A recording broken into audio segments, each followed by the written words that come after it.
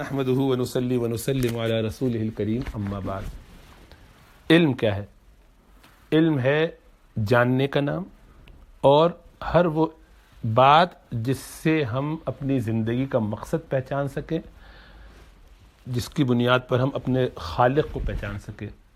ہمیں زندگی میں دنیا میں بھیجنے کا مقصد اللہ سبحانہ و تعالیٰ کو راضی کرنا ہے، اس کی بندگی کرنا ہے. تو ہر وہ چیز جو مجھے اللہ کی بندگی کی طرف لائے گی، اس کو جاننے سمجھنے میں، اس راستے کو پہچاننے میں جو چیزیں چاہیے اس سب کا جاننا، وہ سب علم ہے.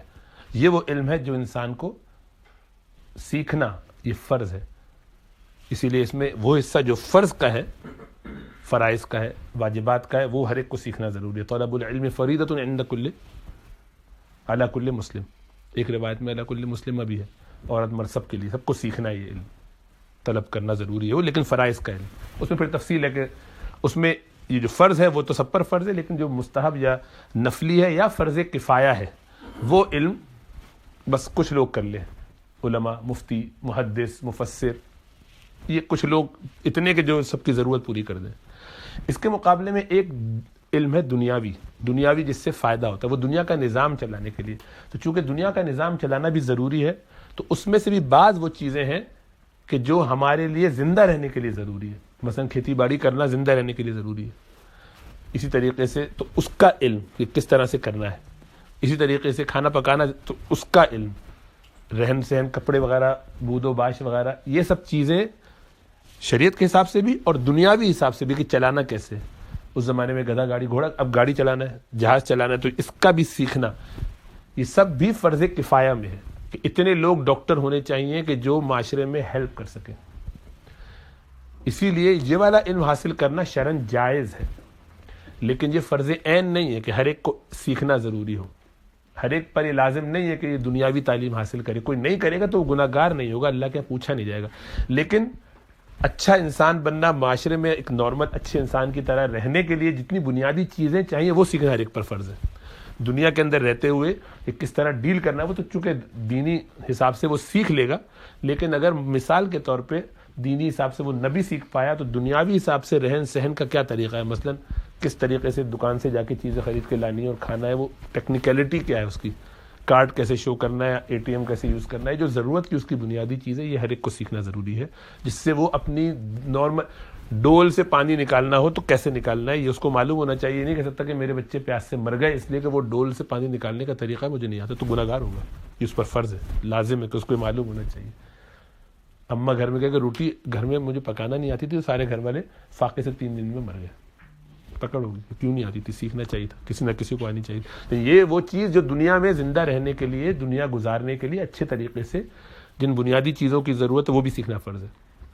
دنیا کے اور جتنے معاملات ہیں ان میں سے وہ علوم کے جو آپ کے لیے فرض کے درجے میں نہیں ہے، فرض کفایہ بھی نہیں ہے، وہ آپ کو اختیار ہے، وہ مباح ہے، اس کا سیکھنا آپ کی مرضی، آپ کو شوق ہے آپ سیکھیں. تو دنیاوی تعلیم جو ہم حاصل کرتے ہیں یہ سارے ایک درجے میں مباحات ہیں، جائز راستے ہیں، سیکھا جا سکتا ہے حلال کمانے کی نیت سے. نیت ہی ہونی چاہیے، اور عموماً یہی ہوتی ہے کہ اچھا حلال کما لیں گے.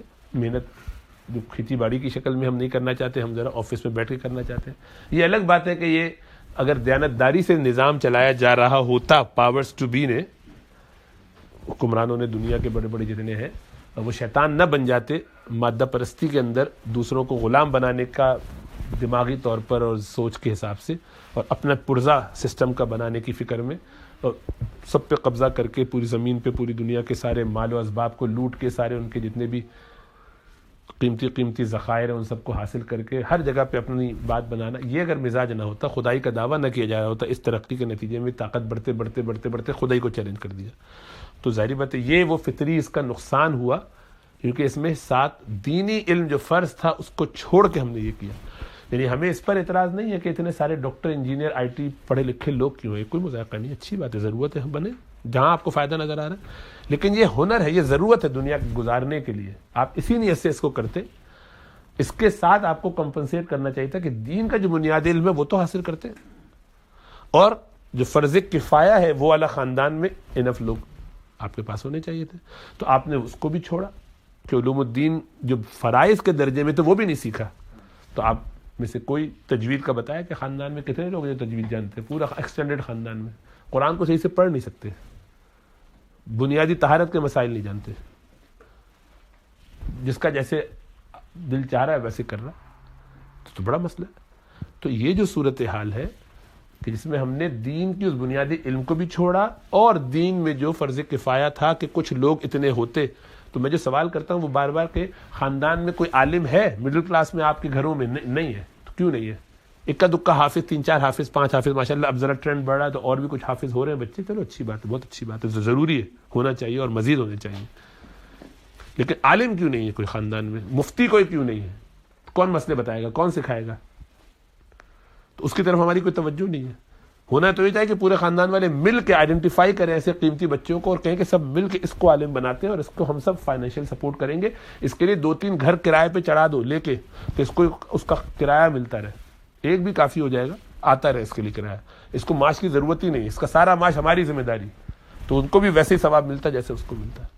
تو حدیث کے اندر ہے کہ 2 بھائی ہیں اور ایک کماتا ہے اور دوسرا والا دین کی خدمت کرتا ہے، فرمایا اس کا سارا ثواب اس کو بھی مل رہا ہے کیونکہ وہ محنت کر کے اس کو پال رہا ہے، اس کو اس نے ذمہ داری سے آزاد کر دیا ہے کہ دنیا کی فکر نہ کر، وہ کرنے کے لیے تیار ہی نہیں۔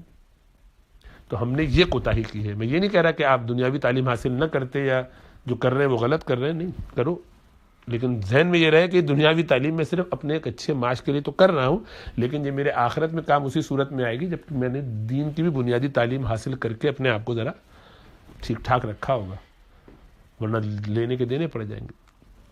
ایک حصہ میں نے کور کر لیا کہ حلال کمانا میری ذمہ داری تھی اپنی اولاد کے لیے، اپنے بچوں کے لیے، اپنے گھر کو سنبھالنے کے لیے، وہ میں نے کر لیا، وہ تو ٹک باکس ہو گیا، لیکن آخرت کا علم اور اس کا عمل تقویٰ وہ کہاں چلا گیا؟ وہ سب میں نے سائڈ میں پھینک دیا۔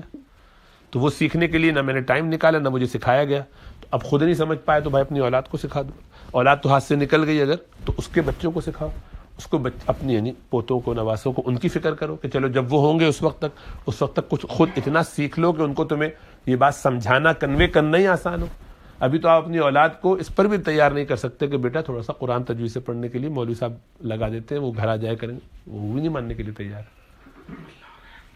اس کو کہہ دو کہ بیٹا تم مدرسے چلے جایا کرو روزانہ قرآن، وہ یہ سننے کے لیے تیار نہیں۔ 15-17 سال کا ہوگا تو ایسی کی تیسی، پھر تو آپ کچھ نہیں سمجھا سکتے اس کو، پھر آپ جو وہ سمجھنا چاہتا ہے وہ بھی سمجھائیں گے تو بھی آپ سے وہ بھی نہیں سمجھے گا، آپ سے نہیں کچھ چاہیے اس کو، آپ بس چھوڑ دیجیے اس کو اس کے حال پہ، آپ خالی اس کے لیے اس کی ضرورتوں کو پورا فائنینشلی کرنے والے ایک بندے ہیں، اس سے زیادہ آپ کی کوئی حیثیت نہیں۔ تو یہی ہوگا جب آپ نے دین کو سائڈ میں پھینک دیا تو آپ کو اللہ اسی طرح رسوا و ذلیل کرے گا، کیونکہ آپ نے اپنی ذمہ داری کو پس پش ڈالا ہے، اور آپ سمجھ رہے ہیں کہ میں نے اپنے بچوں کو تو اتنا گھمایا، اتنی پارٹی کرائی، اتنے مزے کرائے، اتنے کھانے کھلائے، میرے بچے بھی میرے ساتھ نہیں چلتے، میں نے تو بڑی محبت کا اظہار کیا۔ وہی بچہ کہتا ہے ابا آپ نے مجھ سے کبھی محبت نہیں کی، آپ نے مجھے کوئی وقت نہیں دیا، آپ تو مجھے کبھی ٹائم ہی نہیں دیتے۔ تو آپ اس کو ویسے تو کبھی اگر اس قابل ہو تو بات چیت ہو سکے تو ضرور یاد دلائیے کہ بیٹا تم یہ کہہ رہے ہو، ویسے اس کے بارے میں کیا خیال ہے، اور اس کے بارے میں کیا خیال ہے، اور اس کے بارے میں، اور اسی طرح یہ کام بھی کیجئے کہ ان کے ذہنوں میں یہ جب میڈیا سے، اسکولوں میں ڈسکشن کے نتیجے میں اور دوسرے لوگوں سے سن کے الٹے خیال یہ بھی آ جاتے ہیں کہ ابا نے سختی کی تو اس کے ذہن میں بیٹھا ہوتا ہے کہ آپ نے مجھے 3 دفعہ 4 دفعہ، وہ کہتا ہے بار بار، ہر دفعہ کئی دفعہ مارا، ڈانٹا، یہ کیا، اسے کو دکھاؤ کب یاد دلاؤ۔ تو اس دفعہ وہ کتنے سال ہو گئے؟ 8 سال، 8 سال پہلے تجھے میں نے مارا تھا، تجھے اب بھی یاد ہے ظالم؟